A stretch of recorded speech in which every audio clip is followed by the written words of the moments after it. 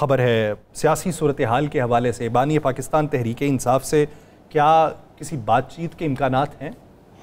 बिस्मिल्लाहिर्रहमानिर्रहीम अस्सलातु वस्सलामु अलैका या सय्यदी या रसूलल्लाह अस्सलातु वस्सलामु अलैका या सय्यदी या हबीबल्लाह। ताजदार ख़त्म नबूवत जिंदाबाद जिंदाबाद। देखें यासर, बानी तहरीक इंसाफ के हवाले से बात तो हो रही है और बड़ी अहम जगह पे हो रही है और बड़े अहम लोगों में हो रही है। अगर ये मुलाकात नहीं हो रही तो फिर अब तक सूरत हाल बड़ी तेज़ी से तब्दील हो जाती, इतनी तेज़ी से तब्दील हो जाती कि जिसकी इंतहा कोई नहीं थी। इमरान ख़ान का, बानी तहरीक इंसाफ इमरान ख़ान का 2 हफ्तों का टाइम दें, लेकिन 2 हफ्तों बाद आ रहा है मुहर्रम में कभी भी यासर साहब एहतजाजी तहरीकें पहले 10 मुहर्रम तो नहीं चलती ना जी, 10 मुहर्रम के बाद ही एहतजाजी तहरीकें चलती हैं। मेरे पास जो मेरे ज़राए जो कह रहे हैं और मेरी जिन लोगों से, जिन ज़ुम्मेदारान से बात हुई है तहरीक इंसाफ के भी और किसी और हल्के से भी, वहाँ से यही बात है कि इमरान ख़ान के हवाले से आज का दिन भी बड़ा अहम है, आज की रात भी बड़ी अहम है, कल का दिन भी बड़ा अहम है और कल की रात भी बड़ी अहम है। मैंने कहा जी क्या वो ईरान की जंग वाला आप मुझे हिसाब सुना रहे हैं कि आज का दिन आज की रात, आज का कल का दिन कल की रात? उन्होंने कहा इसलिए कि किसी जगह पे बात हो रही है और इन 2 दिनों में इस गुफ्तगू शनीद में बड़ी अहम तरीन डेवलपमेंट जो है वो बानी तहरीक इंसाफ के हवाले से मुतवक्के है। 2 चीज़ें तो आप ज़हन नशीन कर लें। बानी तहरीक इंसाफ के हवाले से अगर किसी जगह बात होती है तो एक चीज़ जहन नशीन करके लिख के रख लें कि इमरान ख़ान कभी भी अपनी शराइत से पीछे नहीं हटेगा। एक बात जहन में रखें, उसको जितनी आपने जेल कटवानी थी, जितना आपने सख्ती करनी थी, जितनी तोड़ फोड़ करनी थी, जितना आपने उसे बिल्कुल डंडा करना था वो कर लिया आपने। तहरीक इंसाफ का कारकुन भी मजबूती से खड़ा है, तहरीक इंसाफ का वोट बैंक नहीं ख़त्म हुआ, तहरीक इंसाफ के अरकान असम्बली खड़े हैं, तहरीक इंसाफ के जो अहदेदारान हैं वो खड़े हैं, तहरीक इंसाफ के वो तमाम लोग आज भी खड़े हैं। बल्कि आने वाले दिनों में अगर आपकी हुकूमत ने मरदमशुमारी कराई तो उसका में जो वोट बैंक बने होगा वो भी 80% वोट बैंक जो है वो तहरीक इंसाफ का ही होगा। ये आप ज़हन नशीन कर लीजिएगा। इसलिए तहरीक इंसाफ को माइनस करना किसी की ख्वाहिश हो सकती है, अमल नहीं हो सकता। इमरान ख़ान को इस बात पे मजबूर करना कि जनाब आप आए मुज़ाकरात करें, तो यार बात यह है कि क्या इमरान ख़ान ने नहीं किया? मेरे साथ तो अटक में भी इन्होंने कहा था मुज़ाकरात कर लें। क्या किसको नहीं पता कि नवंबर के महीने में कितनी नवंबर की 20 नवंबर के बाद कौन क्या बात करने गया था? किसको नहीं पता कि बनी गाला में शिफ्ट करने के हवाले से सारी चीज़ें फाइनल थी? खान ही माना। इससे ज़्यादा गर्मी उसमें आप क्या उसे अब आप तंदूर पे बिठा देंगे? सख्त सर्दी में आप क्या उसे बर्फ़ पे बिठा देंगे? इमरान ख़ान ने जो सख्ती सहनी थी, जो सब कुछ करना था कर लिया। बात यह है कि इमरान ख़ान अगर चाहता कि बैरूनी दबाव बहुत ज़्यादा बढ़ जाए और मैं उससे आ जाऊँ, तो इमरान ख़ान की फैमिली इस पोजीशन में है। एक बात आप जहन में रखिएगा, इस पोजीशन में है इमरान ख़ान के दोनों बेटे कि वो किसी भी शाही ख़ानदान से कम नहीं हैं। उनका असर और सुख, उनका इंटरनेशनल तौर पर मिलना इतना है कि वो अपने वालिद की रहाई के लिए कर सकते हैं। लेकिन मेरे पास जो इतला है, जिस इतला के बाद इमरान ख़ान के बेटों ने अगला इंटरव्यू जो दिया हुआ था रुकवा दिया, वो ये था कि खान साहब ने कहा कि मैं किसी बैनुल अक़वामी प्रेशर से बाहर आकर ये तासर नहीं देना चाहता कि जनाब मुझे छुड़ाने के लिए किसी और कुव्वत ने अमल दिया। तो कहते हैं मैं देखता हूँ अदालतें क्या करती हैं, मैं देखता हूँ ये मुझे कितना अरसा अंदर रखते हैं। मुझे एक बात तो बता दें, एक लीडर आता है, मैं नाम नहीं लेता क्योंकि आपको बुरा लगता है ना, अक्सर एक लीडर आता है, आप उसके लिए जहाज के दरवाजे पे चले जाते हैं, अच्छा, आप उसे दुनिया की हर सहूलत दे देते हैं। एक शख्स कई साल मफरूर रहता है, आप आते ही उसे वजारत दे देते हैं और एक शख्स जिसके केस पर सलमान सफदर बहस कर चुका है, अगले दिन उसका बहस का जवाब आना है या उस पर फैसला आना है, तो आप डेट पे डेट कितनी डेटें डालेंगे?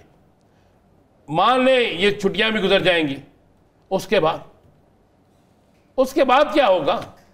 राना साहब, इसी मंजरनामे पे बात करनी है, लेकिन उसी बीच में वो याद आया कि बजट जो है, बजट में भी एलोकेशन होनी है इन चीज़ों की, लेकिन बजट में ही अगर आपकी तरजीहात मुख्तलिफ होंगी तो फिर क्या होगा? तो फिर बजट में तरजीहात तो ये नहीं है, तो बजट के बाद क्या होने वाला है? बहुत सी हुकूमती शख्सियात के बारे में भी बहुत सी आरा जो है सरगोशियों में चल रही। आपने ना जंग होती है ना, जंग के बाद क्या होता है? जंग के बाद या तो अमन होता है या तबाही होती है। नहीं, जंग के बाद अमन कभी नहीं हुआ, तबाही होती है। फिर उस तबाही को ठीक करते करते फिर अमन आता है। जंग के बाद अमन जो होता है ना, वो अमन नहीं होता, जंग तो तबाही फैला गई होती है। और जब जंग तबाही फैला के चले जाती है तो उसके बाद तो अमन होता तो तबाही ना होती।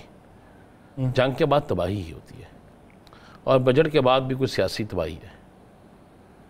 मैं आपको ये मसलन मेरे पास इतला ये है कि इस बजट के बाद कुछ वज़राए ममलकत जिन्हें बड़े प्यार और मोहब्बत से बनाया गया था, बात यह है कि कुछ वज़राए ममलकत जो बनाए गए थे कुछ वो फारिग होंगे, और एक बड़े तगड़े वज़ीर ने, ये मैं आपको बिल्कुल इसलिए ये बात कह रहा हूँ कि मेरी उनसे बात हुई है, एक तगड़े वज़ीर ने कहा है कि मैं हुकूमत को अपनी वजारत छोड़ रहा हूँ। मैंने कहा जी आप वजारत छोड़ रहे हैं, वजारत छुड़ाई जा रही है, क्या मसला है? उसने कहा नहीं जी मैं वजारत छोड़ रहा हूँ और मैं सिर्फ बजट के बाद वजारत छोड़ दूँगा, और जिस दिन मैं वजारत छोड़ूंगा मैं अपनी पार्टी नहीं छोड़ूंगा, लेकिन मैं ये ज़रूर बता दूंगा कि मैं एक बेबस वज़ीर था और मेरे इख्तियारात कौन इस्तेमाल करता था और मुझसे किस चीज़ पर साइन करवाए जाते थे, और जब मैं था ही बेख्तियार तो फिर मैं क्यों अपने गले में वो घंटी बांधूँ।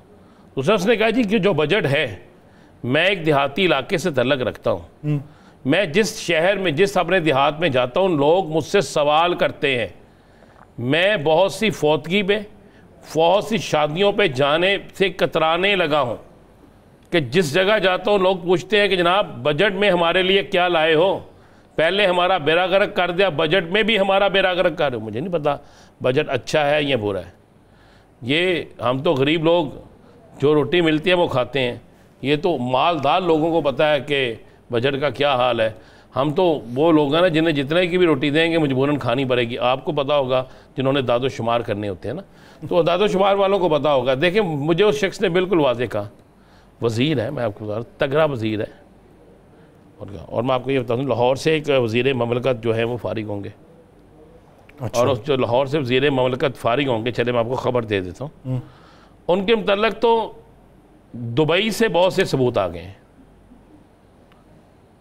उनके सगे भाई का एक सफ़र हुआ है और जिसके साथ उन्होंने सफ़र किया और एक ऐसे शख्स का उन्होंने प्रोटोकॉल लगवाया लाहौर के एयरपोर्ट पर, वो शख्स बहुत जल्द गिरफ़्तार होने वाला है।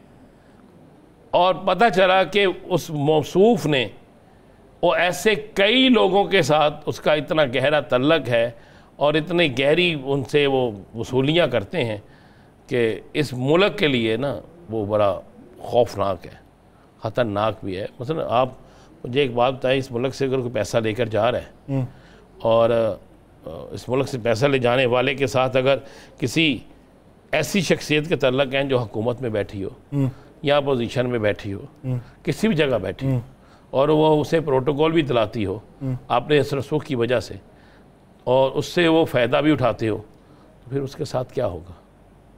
इस अपने हम अगर यहाँ पे पाकिस्तान से पैसा इंडिया जा रहा है या पाकिस्तान से पैसा किसी और मुल्क जा रहा है और वो बड़े पैमाने पर मनी लॉन्ड्रिंग हो रही है और उस मनी लॉन्ड्रिंग में वो लोग बलवस हैं जो किसी अहम ओहदे पे बैठे हैं सियासी, तो फिर उनके साथ होगा। मेरे पास इतना है कि एक लाहौर से एक तगड़ा वज़ीर देहाती है और 2-3 और हैं, 5 तब्दीलियाँ जो है ना वो 101% होंगी। आप देख लीजिएगा 101% ये कुछ तब्दीलियाँ होनी होंगी। ठीक। और देखें जिस तरह मैंने कल गवर्नर्स 2 कहे थे कि तब्दील होने हैं, और आज चैमगोइयाँ क्या, आज तो चीखो पुकार बच गए थे कि यार वो तब्दील हो रहे हैं, नया नाम ढूंढ के लाए, नए नाम कौन से हैं।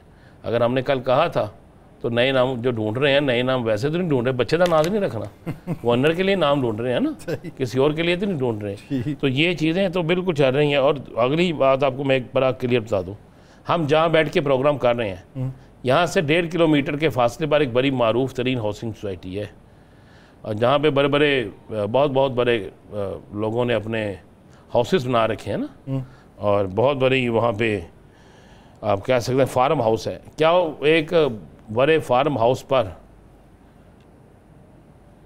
एक साबका शख्सियत जो इमरान खान के साथ भी रही, जो किसी वक्त में मुख्तलिफ जगहों पे भी रही है, और एक सियासी जमात भी बनाई, नाम आप भी ना लीजिएगा, मैं भी ना लूँगा, तो क्या उसने वहाँ पर एक मीटिंग नहीं बुलाई, और उस मीटिंग में रहीम यार ख़ान से तल्लक रखने वाले एक सियासी जमात के अहम बंदे को नहीं बुलाया, और उस मीटिंग में बुला के हुकूमत में शामिल जमात के कुछ अरकान को बुला के और कुछ हारे हुए अरकान को बुला के नहीं कहा कि तैयारी पकड़ें, बजट के बाद आपने अलविदा कहना है और इस सियासी जमात में आ जाना है। तो वहाँ पे सवाल हुआ कि फिर हमें इलेक्शन लड़ना पड़ेगा, तो कहा कि शायद इलेक्शन की नौबत ही ना आए, इलेक्शन ओवरऑल हो जाए। ये मैं आपको कह रहा हूँ कि ये बिल्कुल पास हमारे कोई ज़्यादा दूर नहीं है, जहाँ हम प्रोग्राम कर रहे हैं, यहाँ से 1 से 1.5 किलोमीटर के फासले पे है।